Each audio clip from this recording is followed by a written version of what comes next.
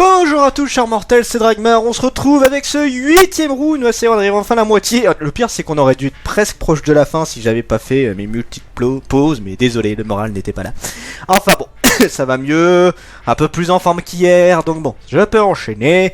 Et je rappelle, comme d'habitude, c'est un tournoi shonen par rapport à mes lectures, par rapport à mes avis personnels, par rapport à mon expérience de lecture.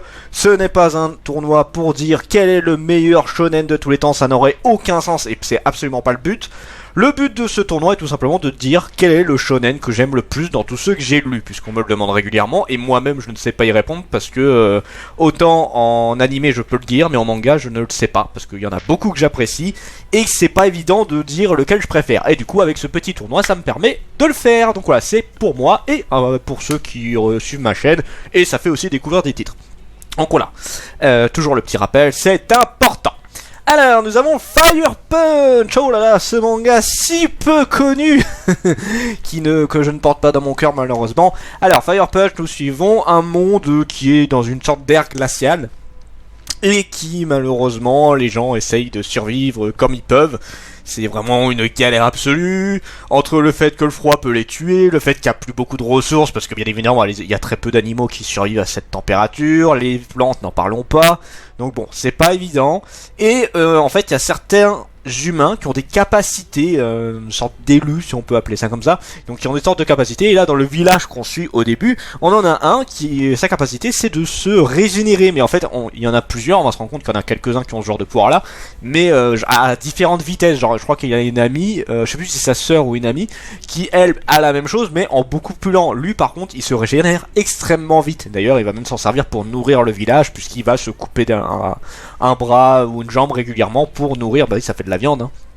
Pas le choix hein. En même temps c'est une des rares ressources qui restent, et comme lui ça repousse à l'infini, bah écoute, ce serait bête de pas s'en servir, je sais que c'est triste mais bon, quand t'as plus rien à bouffer, faut bien survivre hein.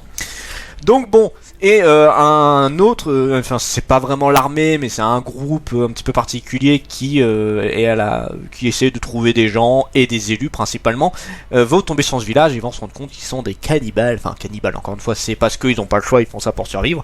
Ça va les outrer, et du coup un d'entre eux qui a le pouvoir de tout faire cramer, mais genre ça brûle tant que le truc qui l'a touché ne s'est pas entièrement consumé. Voilà, le feu ne s'arrête que quand il a fini son office. Et il va cramer tout le village, et notamment notre héros qui lui se régénère non-stop, et c'est ce qui va se passer, c'est que il va se faire cramer, mais il va se régénérer en même temps, et il se régénère tellement vite que malheureusement c'est pas assez lent pour que les flammes le consument entièrement, et c'est trop rapide également. Donc en fait, le problème c'est que les flammes ne peuvent pas le consumer, mais par contre elles ne s'éteignent jamais, donc il est tout le temps brûlé. Voilà, et il va mettre plus d'1 an, si je dis pas de bêtises, à essayer de supporter la douleur. Ouais, j'ai bien supporter parce que ça reste une douleur constante, hein, surtout que les brûlures font partie des blessures les plus horribles en termes de douleur, etc. C'est pas la pire, mais c'est une des pires. Et le truc c'est que bah il va du coup pourchasser ce bonhomme pour essayer de le buter, ça va être son nouvel objectif, et en plus involontairement il obtient le pouvoir des flammes. C'est pas, enfin il a pas le pouvoir, mais disons que si jamais quelqu'un le touche, les flammes ont toujours le pouvoir de cramer tout, et du coup bah voilà, ça le transforme en quelqu'un qui est quasiment invincible en soi, pas totalement mais en tout cas extrêmement dangereux, que ce soit à approcher, et voilà, faut faire attention à lui. Donc voilà, le manga en soi il était très intéressant sur l'idée de base. J'adore l'idée de Fire Punch, je trouve ça super bien imaginé. C'est très bien pensé, c'est très bien réfléchi sur le scénario, sur l'idée de base. Mais après, je trouve que le manga nage complètement vers l'inconnu. Là, tu sens qu'il, en fait, l'auteur ou l'autrice, je sais plus, n'avait pas la moindre idée de ce qu'il allait faire de ça. Et c'est très dommage. Alors c'est une série qui finit en 8 tomes. J'ai lu jusqu'au 6ème tome, j'ai pas encore fini le manga, mais plus j'avançais, plus ça devenait long, chiant, j'arrivais pas à me mettre dedans plus que ça. Le héros est pas, et en fait n'a pas vraiment un gros intérêt. Son seul objectif, sa seule intérêt, c'est sa vengeance. Sinon il n'a pas de de charisme particulier, il est très vide, donc voilà. Et le seul personnage plus ou moins intéressant qu'on rencontre, on le voit pas si longtemps au final, c'est dommage. Le manga est vide sur beaucoup de choses. Ça reste que mon avis, je sais que le manga a eu quand même du succès, et je le redis, je le salue pour son idée qui était très intéressante, mais pour ce qui est du reste, pour moi c'est raté. On peut avoir une histoire très intéressante, mais foirer tout le reste. On peut avoir des personnages sublimes, mais foirer tout le reste. On peut avoir plein d'idées trop cool, mais si le reste ne suit pas, c'est compliqué. Et encore une fois, ça ne reste que mon avis, je sais que le manga a eu son succès. L'enfant elle maudit, tiens, un peu dans le même style, enfin pas vraiment dans le même style, mais quand je vais vous raconter, vous allez comprendre pourquoi je dis ça. On suit une petite fille qui est élevée par... Oula, désolé, j'ai eu un bug, j'ai eu un petit bug. Du coup, une petite fille qui a été élevée par un maudit. Voilà, en fait, dans cet univers-là, il y a des gens qui se font maudire par une malédiction, des créatures, des ténèbres, ce que vous voulez. Et ils restent plus ou moins humains pendant un temps, jusqu'à arriver à se transformer, des sortes de créatures... démoniaque, si on peut appeler ça comme ça. Et là le maudit qui s'occupe de la jeune fille a encore une conscience et est encore capable de rester normal, disons que là il a plus une apparence humaine, mais en tout cas il n'est pas violent, il n'est pas du genre à vouloir attaquer les gens, ce genre de truc là, et il va s'occuper de cette gamine. Le problème c'est qu'il ne doit pas la toucher du tout, puisque un simple contact avec elle suffirait à transmettre cette malédiction à cette jeune fille. Donc c'est en même temps, il veut la sauver quand même pour éviter que elle meure. Hein. Si elle s'occupe pas d'elle, elle va pas réussir à survivre. Mais en même temps, il peut pas vraiment la choyer, du truc genre voilà, il fait comme il peut. Donc voilà, et on va suivre cette petite famille, je vais dire ça comme ça, et on va se rendre compte que la jeune fille a un passé un petit peu particulier. On va se rendre compte qu'il y a des personnes qui chassent les maudits, on va se rendre compte que les maudits sont tirés de quelque chose d'assez particulier. Voilà, c'est une histoire qui est quand même assez cool, mais là, alors, je vais prendre quand même l'enfant et le maudit. C'est pas le manga que je préfère, mais là, pour le coup, je trouve qu'il est beaucoup plus sympa, dans le sens où lui, il s'en sort beaucoup mieux. Voilà, Fire Punch était très sympa, mais pas... Voilà. Versus Earth et Green World. C'est marrant parce que c'est plus pareil, c'est plus ou moins la même chose. C'est pas fait exprès, hein, je les ai mis totalement au pif les mangas dans la liste. Mais là, c'est vrai que Fire Punch, Enfant le Maudit, il y a un petit air de ressemblance. Alors, Versus Earth et Green World, alors là, c'est à peu près le même style, vous allez comprendre pourquoi. Versus Earth, grossièrement, je vais faire un résumé très rapide. C'est la planète qui attaque la Terre. Enfin, qui attaque les humains, plutôt. La Terre qui s'attaque elle-même, c'est un peu con. Par contre, la Terre qui attaque les humains, c'est plus logique. Donc voilà, en fait, on a des sortes de piliers qui sortent du sol avec un sorte de gros œil et qui lancent des rayons de magma qui éclatent tout sur leur passage. Et on a quelques unités d'élite qui vont s'entraîner spécialement pour se battre contre eux, parce que ces machins-là ne sont pas invincibles, mais sont extrêmement résistants. Ils ont une puissance dévastatrice, hein, ça reste la puissance de la lave, tout ça. Et du coup, certaines personnes vont se battre contre ces piliers et essayer de découvrir pourquoi ça, d'où ça vient, etc. Voilà, donc ça va être une bataille contre la Terre qui veut buter les humains, grosso modo. Et Green World, presque pareil, on suit un ado qui était avec d'autres personnes dans un métro. Il va avoir une panne de courant et quand ils vont réussir à sortir du métro, ils vont se rendre compte que la ville a été totalement envahie de plantes et d'insectes géants. Même des insectes mutants. En fait, on a genre les trucs classiques, les menthes religieuses, les scarabées, des trucs comme ça, qui sont en version XXL. Et on en a d'autres qui sont des sortes de mutations. Et du coup, ils vont devoir essayer de survivre là-dedans et de découvrir pourquoi il y a tout ça. Donc voilà, c'est deux trucs d'apocalypse avec la nature qui se lâche sur les humains, on peut dire ça comme ça. Donc ouais. Alors là, c'est un peu particulier parce que versus Earth et Green World, alors je sais que Green World, il a pas une bonne réputation, il y a beaucoup moins de monde qui l'ont aimé. J'avais bien aimé quand même Green World, Z, je trouvais ça très cool. Versus Earth, le problème c'est que, alors il était excellent, mais pas totalement fini à mon goût. Mais d'un point de vue histoire, on a plus ou moins la même chose, donc là les deux se valent, à ce niveau-là il n'y a pas de problème. D'un point de vue combat, les créatures, tout ça c'est pareil, on a du bon des deux côtés. Par contre, j'avoue que d'un point de vue personnage, je trouve les persos de Versus Earth beaucoup plus intéressants. En tout cas, moi ils m'ont beaucoup plus marqué. Donc voilà, je choisis celui-là. Black Clover et Pitch Black 10. Alors Black Clover, pareil, extrêmement connu, hein, c'est pas le manga en général les gens connaissent assez bien. Black Clover, on est dans un monde où la magie est un petit peu le symbole de de force ultime, sont un peu appelés comme ça. Sauf que, en fait, tout le monde ne maîtrise pas la magie. Il y en a qui ne la maîtrisent pas. Enfin, normalement, si, normalement, presque tout le monde maîtrise la magie, si je dis pas de bêtises. C'est à partir de leurs 15 ans, ils obtiennent un grimoire qui va déterminer plus ou moins leur puissance. Et on suit un héros qui, lui, malheureusement, ne maîtrise pas du tout la magie. En fait, la magie, il n'arrive pas à s'en servir du tout. Du coup, il s'est entraîné physiquement pour essayer de pallier ça, mais bon, comparé à la magie, c'est pas évident. Et au moment d'arriver à choisir leur grimoire, alors j'ai oublié de le dire, mais il a un rival qui lui est extrêmement doué, c'est un prodige dans la magie. D'ailleurs, ce prodige qui va obtenir le grimoire à 4 trèfles, qui est l'un des plus rares, et extrêmement puissant également. Et alors, ils ont pas, c'est pas vraiment la Naruto Sasuke, puisqu'il a vraiment un côté vrai, il l'apprécie énormément, notre prodige apprécie énormément notre héros, mais ils ont juste cette compétition de se dire on sera les premiers à devenir les maîtres mages, donc celui qui, enfin c'est pas celui qui dirige le pays, mais presque, puisque le roi est beaucoup moins important que lui au final, et il a une bien meilleure réputation que le roi par exemple. Voilà, et ils veulent le devenir, donc c'est juste une bataille entre deux bons potes qui se font une rivalité de puissance quoi.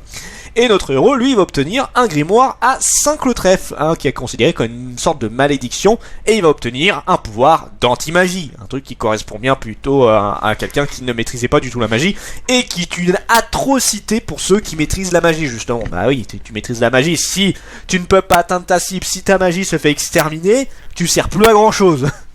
Donc vraiment une histoire qui est très très cool. Un petit peu à la Dragon Ball, c'est un mix de Dragon Ball, Fairy Tail, Naruto, je trouve, mais c'est très rigolo. C'est du Neketsu pur et dur, et c'était très cool. J'ai vraiment beaucoup aimé la série. Peach Black Teen, alors lui, j'ai repris le résumé parce que je me rappelle à peine. En ce monde, le dogme de Luna cherche à imposer le bonheur à tous, et pour ses adeptes, le bonheur se trouve dans la mort. Momo, jeune instructrice d'un petit village, fait la rencontre d'un étrange garçon tombé du ciel qui ne se souvient ni de son nom ni d'où il vient, mais lorsque les villageois subissent l'assaut des missionnaires de Luna, ce garçon sans passé, baptisé Ten par celle qui l'a aidé, invoque un immense faux destructrice à l'aide d'un mystérieux rosaire. Alors, et on va se rendre compte que ce gamin fait partie justement des apôtres de Luna, mais qui n'est pas vraiment de leur côté. Et ça va être un petit peu une découverte il veut découvrir le monde. En fait, il n'est pas spécialement... Enfin, c'est pas qu'il n'est pas d'accord avec les principes des adeptes de Luna où il faut tuer tout le monde et après il faut se suicider. Il est plus en mode, est-ce que ça vaut vraiment le coup? Je vais aller voir la Terre. Si je considère que la Terre est intéressante, bah je passe de leur côté. Si je considère que c'est de la merde, bah je reviens chez Luna. En gros, c'est un petit peu ça le speech. Et il va se balader avec 7 jeunes professeurs au travers le monde. Et voilà, essayer de voir si ça l'intéresse ou pas. C'est pas si mauvais, mais c'est beaucoup trop court. C'est terminé en 3 tomes cette série. Et c'est dommage parce que franchement, il y avait de quoi faire une série un peu plus longue et assez sympa. Mais non, malheureusement, là pour le coup, il n'y a pas d'hésitation. Hein, c'est Black Clover qui gagne sans souci. Atone Where You Live, alors ça fait partie de celle qui a fait Suzuka et bien d'autres séries. Je sais qu'elle a fait énormément de séries cette autrice là, mais j'en ai pas lu énormément. Celle-là je sais que je l'avais lu jusqu'au 5e ou 6e tome, et j'avais pas des masses accrochées à celui-là.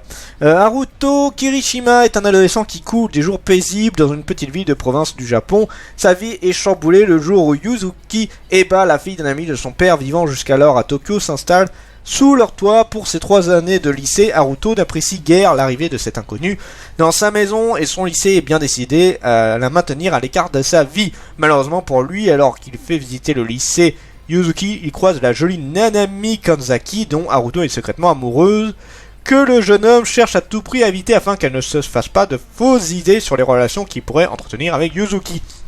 Et en fait le problème c'est que je l'ai lu il y a très très très longtemps. Je crois que je l'ai lu quasiment quand ça sortait, et du coup j'en ai pas un grand souvenir.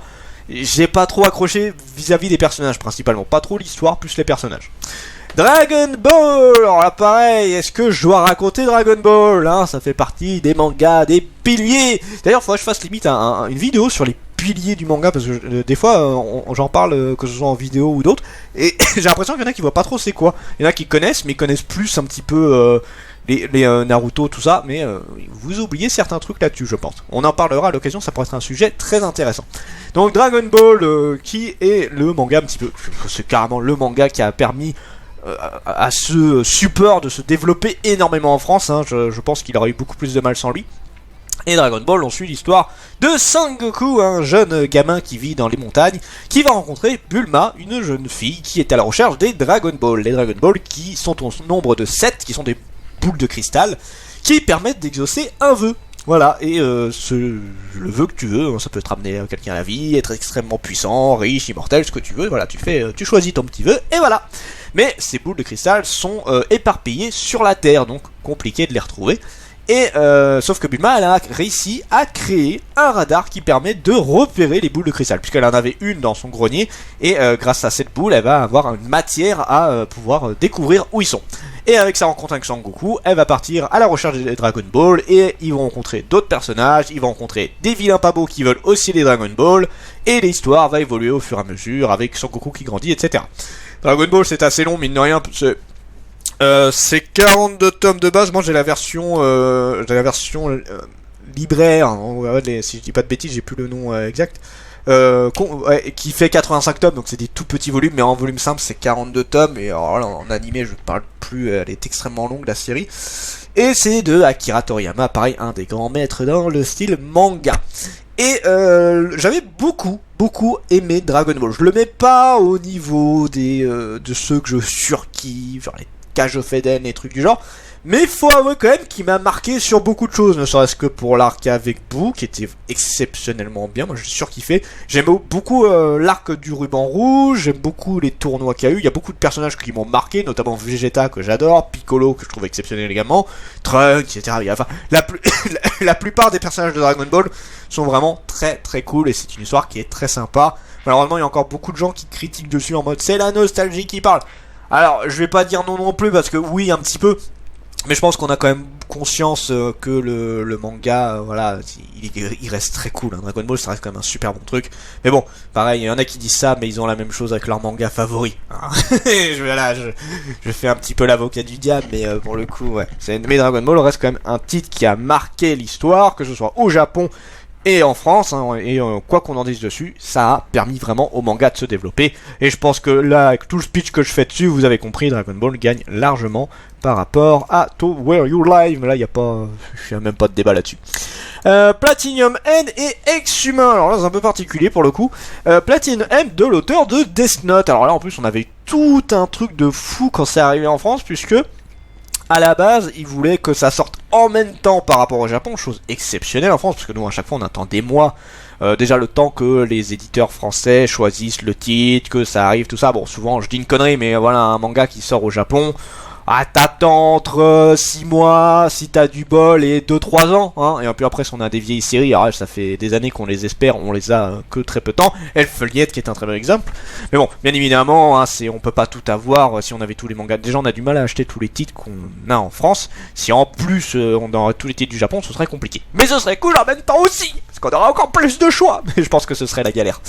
Donc bon, et du coup ils avaient fait, voilà, une grande campagne marketing par rapport à ça. Ça va sortir en même temps, genre ça sort au Japon telle date, et bah nous on l'a à la même date, et des trucs comme ça. Ils avaient tout fait pour que ce soit vraiment bien mis en avant. Mais je le dis honnêtement, moi j'ai trouvé ça tout pourri. Voilà, c'est désolé, j'ai pas du tout aimé Platinum End. Et pour le speech, on suit un jeune homme qui veut se suicider, et qui va rencontrer un ange. Ange qui va lui dire, voilà, en fait il y a d'autres anges qui vont récupérer d'autres humains, et vous allez devoir vous battre pour devenir le nouveau dieu, voilà. Et si je dis pas de bêtises, ils sont 13 à s'affronter, et chacun a un ange plus ou moins puissant avec eux. Si je dis pas de bêtises, ils ont 3 pouvoirs différents qu'ils peuvent avoir. Donc il a la flèche blanche qui est là pour tuer, en gros s'ils touchent quelqu'un avec cette flèche blanche, ils tuent la personne. S'ils ont la flèche rouge, ils peuvent rendre amoureux n'importe qui d'eux pendant, je crois que c'est une vingtaine de jours si je dis pas de conneries. Et il y a les ailes qui permettent de s'envoler n'importe où. Mais en fait, tous les anges n'ont pas les mêmes pouvoirs. Il y en a qui ont les 3 capacités, il y en a qui en ont qu'une seule. Voilà, ça dépend un petit peu de la chance que tu peux avoir en tombant sur tel ange. Voilà, l'idée de base n'est pas mauvaise, encore une fois, mais le problème principal de ce manga, c'est les personnages qui sont inintéressants. Et c'est très dommage, parce que quand tu sais les histoires qu'a fait l'auteur, c'était un de ses gros points forts. Alors, Death Note avait un scénario qui était extrêmement cool, mais on avait surtout des personnages qui étaient très marquants. Elle et Light Yagami, je pense que j'ai aucun risque à dire que ça a marqué du monde. Si on parle, c'est Bakuman si je dis pas de bêtises, pareil, les personnages étaient quand même relativement sympas, et on s'y accroche très vite. Et là, Platinum Head, le seul personnage que j'ai bien aimé n'est pas un personnage principal, c'est un personnage totalement secondaire qui arrive très tard en plus, et vraiment les héros, mais ah, je suis désolé, mais j'arrivais pas à les apprécier. J'ai trouvé extrêmement chiant. Platinum Head, j'ai pas aimé du tout. J'ai pas du tout accroché. Je sais pas ce qu'il en est maintenant, parce que je sais qu'il fonctionne pas extrêmement bien, mais je sais, avec l'animé peut-être que ça a relancé, je sais pas. Ex-humain, il y a 10 ans, Kagero et Momiji, deux amis d'enfance, ont vécu l'apparition de l'encre du néant qui a ravagé leur ville depuis plein an dans le ciel. Cette structure menaçante d'origine inconnue semble inoffensive. Un jour, alors que les deux amis sont au lycée, des grosses projections humanoïdes et sphériques de l'encre du néant s'attachent à nouveau au monde, exterminant leurs camarades happés par un de ces drosses. Kagero et Momiji, survivant, lui, en devenant un Amber, un humain aux capacités surhumaines, et elle en devenant une Momiji différente, un Dross du genre nouveau. Pour sauver celle qu'il aime, Kagero devra s'allier avec l'agence de prévention anti-Dross qui étudie l'encre du néant et accueillir les Amber. Ensemble, ils vont combattre cette menace. Kagero n'hésitera pas à mettre sa vie en péril pour protéger Momiji des dangers qui la quittent et la rendent humaine à nouveau. Oh, j'avais oublié à quel point ce speech était long. Alors... ouais, alors pareil, ça fait partie des titres que j'ai lu il y a très longtemps, donc forcément je me rappelle plus des masses. Le manga n'était pas si mauvais. En plus, c'est un auteur que j'aime assez bien, j'aime bien le style de l'auteur. Le manga n'est pas totalement fini, c'est un petit peu dommage en soi. C'est un petit peu dommage, enfin pas fini, quand je dis pas fini, c'est que vraiment il manque un peu une grosse fin. Je trouve que l'histoire en 5 tomes, elle a pas suffi à tout faire. Mais on avait des héros qui étaient cool, l'histoire était sympa, et vraiment c'est surtout les personnages de l'agence que j'avais bien aimé, surtout une des filles. Donc voilà, excès humain, ça allait, c'était plutôt sympa. Et là, il y en a qui vont certainement huer, mais je mets ex-humain. Alors, en vrai, je suis entre deux parce que Ex-Humain n'est quand même pas le truc exceptionnel, mais entre Ex-Humain et Platinum Head qui m'a totalement déçu, je préfère largement mettre Ex-Humain en avant. De toute façon, Platinum Head, c'est bon, il y a assez de monde qui le met en avant. Il n'a pas besoin de moi. Moi, de toute façon, je suis pas assez, je suis pas assez connu pour le mettre en avant de base.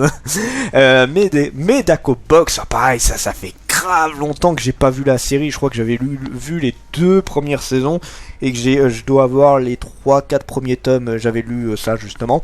C'est très particulier. C'est une série complètement barrée. What the fuck. Grosso modo, on suit un jeune homme qui va être recruté par la présidente du conseil, qui est une fille qui est complètement barge. Mais en fait, enfin barge, non, elle est pas idiote ou quoi, c'est juste que c'est limite la fille parfaite avec une puissance de fou, enfin c'est n'importe quoi. Ça part loin, mais Dako Box c'est complètement pété. Et en plus, c'est ce qui est hallucinant, c'est qu'au début on restait dans un truc plus ou moins classique. Et au fur et à mesure, c'est parti avec des pouvoirs et tout. Enfin, mais Dako Box, vraiment, quand l'auteur a fait cette série, il s'est dit, je vais me lâcher, mais totalement. Alors, dans un sens, il a réussi, hein, la série est vraiment, ce qu'elle est extrêmement sympa, complètement barge, mais vraiment accrocheuse. J'avais beaucoup aimé Dako Box, que ce soit les personnages. Bon, l'histoire, il n'y a pas vraiment d'histoire en soi, hein, c'est complètement débile. Mais voilà, les personnages, ce qui s'y passe, c'était très, très accrocheur. Et ça m'avait pas mal marqué. I love you, so I kill you. Alors ça c'est très particulier. J'ai pas continué encore. Je m'étais arrêté au 4e tome si je dis pas de bêtises. On suit en gros des gens qui ont... ça c'est un petit peu particulier à expliquer. En gros c'est des personnes qui sont amoureux de quelqu'un mais qui les aiment tellement qu'ils veulent les buter. Voilà, c'est un petit peu bizarre, hein. Enfin bizarre, alors je sais plus si c'est un fétichiste ou si c'est un truc un peu particulier. Et notre héros va avoir ça, il va vouloir, en fait il est amoureux d'une fille, mais justement il va avoir ce truc là, et en fait il veut la buter. À chaque fois qu'il la voit, il l'imagine en train de la buter. Je me rappelle d'un moment où genre il l'imaginait en train de le... il avait accroché ses intestins à une moto ou une voiture et il traînait son cadavre comme ça. Ça partait extrêmement loin. Mais j'ai pas continué très loin. J'aimerais bien la continuer en vrai, mais là Dako Box gagne très largement. Il n'y a pas photo. Infection et Tales of Symphonia. Alors Infection j'aime énormément. Alors ce qui est con, c'est qu'à chaque fois, pareil, j'aimerais bien faire une vidéo sur ça. C'est les mangas de zombies, il y en a pas tant que ça. Alors que c'est con, hein, c'est clairement un sujet très facile à faire. Les zombies, c'est le truc par excellence facile que tu vois. Mais je me dis, même en film de zombies, il y en a pas énormément. En vrai, il y en a beaucoup, mais qui ont marqué des gens pas tant que ça, en vrai. Et en manga, c'est un peu pareil. Si on essaie de se dire quel manga de zombies a vraiment marché, bah en fait, moi j'en ai que 2-3 qui me viennent en tête. On a bien évidemment A School of the Dead, qui est un des plus connus, bon, qui est malheureusement connu également à cause de son côté ecchi, que les gens ne retiennent quasiment que ça, mais je suis désolé. Bien oui, je suis d'accord, le manga est très ecchi, mais on a des personnages qui sont ultra marquants, on a une histoire qui est extrêmement cool, et je suis malheureusement, enfin, c'est pas malheureusement, l'auteur est mort, hein, tu peux pas faire grand chose, mais j'aurais vraiment voulu qu'on ait une suite à cette série, parce que c'est une des rares qui vraiment sortait du lot à ce niveau-là. On a I Am a Hero qui apparemment s'en sort pas trop mal, mais même si la fin est pas terrible de ce que j'ai cru comprendre, j'ai pas encore lu la série. En fait, j'aimerais bien la lire. Je crois que j'avais les 2 premiers tomes qu'on m'avait offert, mais je les ai pas encore lus et j'aimerais bien acheter la suite à l'occasion. Après, j'ai pas vu grand chose d'exceptionnel. Il y en a un qui était pas trop mauvais dans l'idée, mais après il a tout foiré. Bah, c'est un peu comme Platinum Head, une super bonne. Non, comme Fire Punch, voilà, une super bonne idée, mais après ça a très mal été géré malheureusement. Donc voilà, et Infection, en gros, on suit un jeune homme qui est au lycée, qui va se retrouver enfermé avec une jeune fille dans un local parce que leur ami leur a fait une blague en mode oh là là, ils vont coucher ensemble, ils vont se faire des papouilles, tout ça. Et sauf que la blague commençait à durer longtemps, et c'est bizarre quand même, ok, ils nous ont enfermés, ils vont nous laisser 1 ou 2 heures dedans, mais ils allaient bien venir nous rouvrir un moment, et en fait ils se rendent compte que non, personne ne vient, et quand ils vont réussir à sortir de local en passant, je sais plus, par la fenêtre ou un trou dans le local, un truc du genre, ils vont se rendre compte que l'école est totalement envahie de créatures qui ressemblent à des zombies. Alors c'est pas réellement des zombies, mais vu qu'ils mordent et les gens se transforment, on va dire que c'est des zombies, voilà, des gens infectés. Et que l'école en est envahie, donc des gens qui sont remplis de vers, genre dans les yeux, tu vois des vers, il y a des vers qui sortent de leur bouche et trucs du genre, et du coup dès qu'ils mordent quelqu'un, cette personne se fait infecter et devient comme eux. Et du coup ils vont commencer à essayer de trouver un endroit pour se mettre à l'abri, ils vont essayer de chercher leurs proches, et c'est une histoire qui est vraiment très cool, et en plus elle est longue, hein, mine de rien, parce que je crois qu'on est déjà au 14-15e tome, si je dis pas de bêtises, et c'est une histoire que j'avais beaucoup aimé. Malheureusement, j'ai un peu en pause pour l'instant parce que fait partie des séries que c'est pas ma priorité absolue. J'ai d'autres séries que je veux regarder, mais dès que je peux, Infection, je la reprends. Et très bonne série. Tales of Symphonia, alors lui c'est un petit peu particulier puisque alors dans la série des Symphonia, c'est celui qui a le mieux marché. Des Symphonia, il y en a énormément, mais c'est un de ceux qui a le mieux marché en France. En tout cas, je sais pas pour ce qui est du Japon, mais en France, il a extrêmement bien marché. Alors cela dit, vu ce qu'il y a eu, je suppose qu'au Japon aussi. Et à la base c'est tiré du jeu vidéo Tales of Symphonia, il y a eu un animé dessus et il y a eu un manga dessus. C'est assez rare pour le dire par un jeu vidéo, ça arrive pas si souvent que ça. Et moi je le dis également, ça a été un de mes premiers Tales, donc il y a un petit peu un côté nostalgique, mais c'est vrai que tous les personnages je les trouve exceptionnels, l'histoire est extrêmement cool, les ennemis sont marquants, on a vraiment quelque chose de génial, et surtout l'histoire est le jeu est très long, très vaste, et j'avais vraiment surkiffé. Et là le manga raconte plus ou moins l'histoire du jeu, mais je dis bien plus ou moins avec des grandes guillemets parce que c'est une adaptation un peu à la Zelda où en gros on zappe plein de trucs. C'est un jeu de base, juste pour finir une partie, tu mets 30-50 heures et si tu veux tout faire c'est à peu près 80 heures de jeu. Donc bon, de base tu peux pas tout raconter, si tu fais juste l'histoire principale, c'est très long. Donc bon, malheureusement là c'est un petit peu compliqué. On a l'histoire qui est coupé à mort avec quelques petits bonus d'histoire sur les personnages. Donc c'est plus pour les fans de la série qu'autre chose. Donc voilà, j'ai même pas raconté l'histoire. Donc l'histoire de Tales of Symphonia. On suit Lloyd Irving avec Colette, Ren et Genius. Donc qui sont dans le village d'Isselia, si je dis pas de bêtises. Je me rappelle même des noms. D'habitude je me rappelle très mal des noms, mais alors le jeu m'a tellement marqué que je me rappelle de presque tout. Qui seront dans un petit village pas abandonné, mais voilà, la petite cambrousse quoi. Et à un moment donné, il va voir une oracle, donc la tour du salut qui va apparaître, et Colette fait partie est une élue. Et quand la tour du salut apparaît, ça veut dire que ça y est, le périple de l'élu pour sauver le monde commence, et là va commencer la grande aventure. Et c'est une histoire qui est très cool, mais vraiment si vous voulez découvrir, allez voir le jeu vidéo qui vaut vraiment le coup.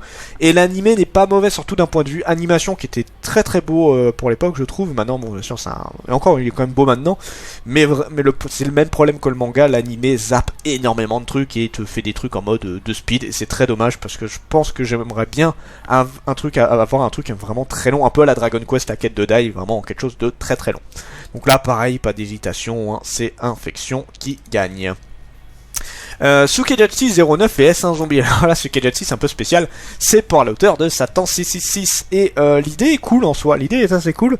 Sukejachi en gros c'est une unité un petit peu spéciale où en gros quand quelqu'un a fait un meurtre, il va être jugé et il va se faire tuer par de la manière dans laquelle il a tué sa victime. Genre, si quelqu'un a fait cramer une personne, il va arriver dans une sorte de zone qui a été habilitée exprès pour ça, et il va se retrouver face à un sorte d'assassin, si on peut plaire. Donc il fait partie dans l'unité Tsukadachi 9, il y a des sortes d'assassins qui doivent faire la sentence en utilisant la méthode que la personne a utilisée. Donc voilà, si c'est avec des flammes, il doit réussir à le cramer. Si c'était avec un couteau, ils doivent le poignarder. Voilà, des trucs comme ça. Et si le meurtrier arrive à tuer l'assassin, il est libéré pendant 30 jours où il peut faire absolument tout ce qu'il veut, et après il sera quand même assassiné. Voilà, ça fait un gros sursis en gros.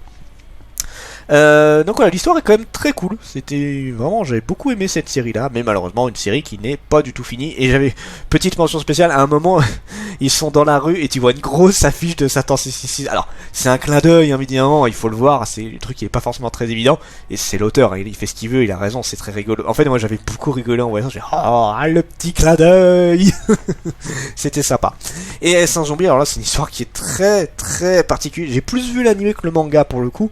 S1 Zombie, en gros on suit une nécromancienne qui va ramener à la vie un garçon qui s'est fait percuter par un camion, si je dis pas de bêtises, et qui va le transformer en zombie, et ça va devenir un peu son protecteur, parce que cette nécromancienne a un pouvoir extrêmement puissant. En fait, le simple fait de parler, son pouvoir s'active. Genre elle dit meurs, bah la personne va mourir, parce qu'elle a une puissance tellement incroyable, et du coup elle s'est même mis une armure complète. En fait c'est que des catalyseurs pour réduire sa magie au strict minimum, et même avec ça, elle arrive à être surpuissante.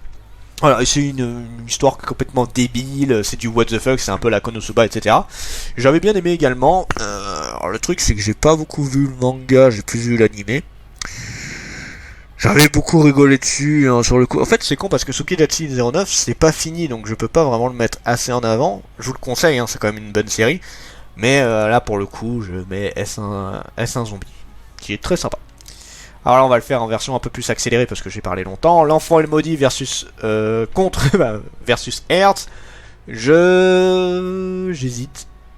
Parce que l'enfant et le maudit c'est sympa, mais plus un manga pour se détendre, c'est pas le truc que j'ai surkiffé non plus, donc je vais plus mettre versus Hertz. Voilà, pour le coup, remettre ça. Black Clover et Dragon Ball, bon, pas une grosse... J'adore Black Clover, il n'y a pas d'hésitation, c'est une super bonne série, mais je mets quand même Dragon Ball en avant, qui est vraiment très très cool, et qui m'a marqué beaucoup. Ex-Humain et Medako Box, sans hésitation, c'est vraiment, alors là on est à des années-lumière de Ex-Humain. Entre Infection et un zombie, Infection, pareil, pas d'hésitation possible pour moi. Entre Versus Air et Dragon Ball, c'est pareil, pas d'hésitation. En fait, Dragon Ball, je le vois pas gagner le tournoi. Je sais qu'il ne gagnera pas le tournoi, mais genre, en fait, j'aime pas trop me mettre non plus trop en avant. Là, je le fais honnêtement, le tournoi. Donc, Dragon Ball, bah, par rapport à tout ce qui a été présenté, c'est lui que je préfère pour l'instant. Donc, j'ai pas trop le choix, je le fais. Mais bon, le voyez pas dans les premiers. J'ai aucune chance à mon avis. Medako Box et Infection, bah Infection qui gagne, pareil. Et bon, là je vous ai un petit peu spoilé, mais bon, je pense que vous en doutez, entre Dragon Ball et Infection, c'est Infection qui Dragon Ball qui gagne, excusez-moi, c'est la fatigue. Donc voilà pour ce petit tournoi, et on va se faire du coup le petit spoiler de la dernière fois, pour la prochaine fois si j'y arrive, parce que le tableau est un peu grand, mine de rien. Alors attendez, on va se faire ça vite fait pour le voilà. Alors, vous voyez pas tout entièrement, mais en bonne partie, si je ne mets pas de bêtises. Alors, la prochaine fois, ce sera Judge, Mackenzie, Moonlight Act, Drop Frame, Letter B, ouais, c'est ça. Les anciens Magus Bride, Mystical Best Investigator, Time Shadow, Pétale de l'incarnation, All Night, Yuna de la potion Wagi, Shine, Noble New World Aventure, Pochi Ikuro, Last Pretender et My Hero Academia. Je réfléchis, ouais, j'ai une vague idée de qui va gagner. Je suis pas sûr en vrai. Non, j'hésite. Là pour le coup, il y en a. Ouais, c'est un bon mix là. C'est assez rigolo. On verra bien. Sur ce, c'était Dragmar et je vous dis à la prochaine, chers mortels.